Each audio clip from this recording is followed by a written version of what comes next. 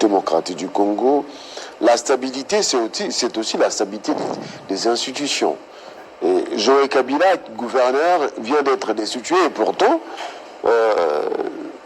nous avons constaté, l'opinion constate, qu'il avait quand même fait des choses dans sa province. Bon, je suis très mal placé pour parler de l'affaire Joseph Kabila parce qu'il est de ma famille politique.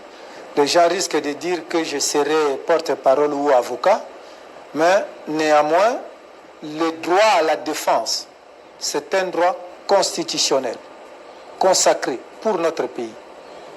De deux, nous avons vu des gouverneurs destitués par les assemblées provinciales, mais qui jusqu'à aujourd'hui ne sont jamais partis.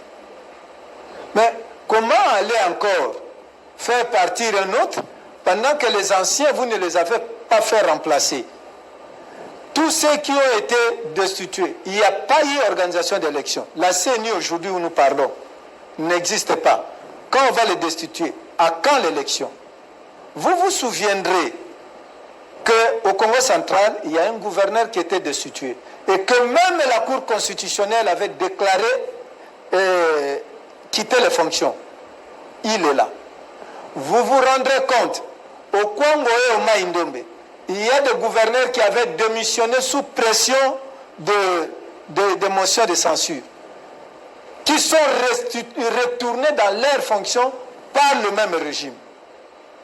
Et aujourd'hui, on veut faire le semblant de continuer à faire partir. Je crois, à mon humble avis, Zoé est en train de payer le fait d'être le fils de Mouzé.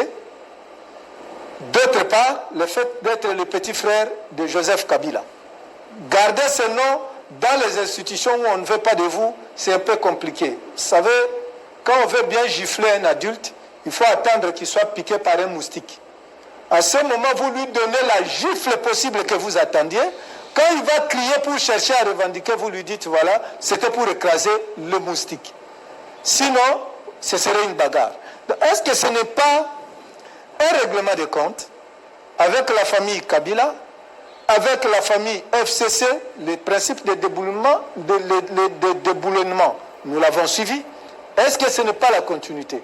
Mais sinon, je crois que ce serait imprudent de faire partir quelqu'un qui fait un travail seulement parce qu'il n'est pas de votre famille politique.